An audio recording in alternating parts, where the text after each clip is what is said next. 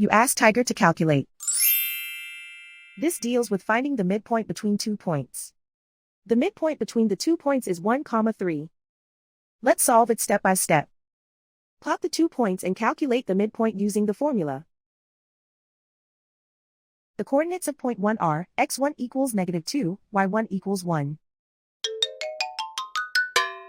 The coordinates of point 2 are x2 equals 4, y2 equals 5.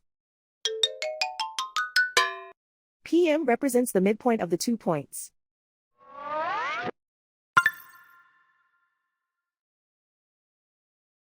Use the x values in the midpoint formula to find the midpoints x. x1 equals -2. x2 equals 4.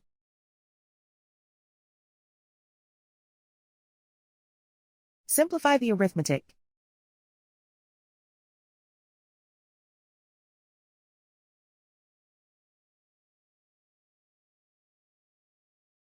Use the y values in the midpoint formula to find the midpoints y. y1 equals 1.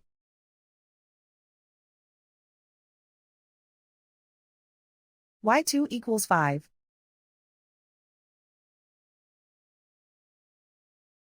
Simplify the arithmetic.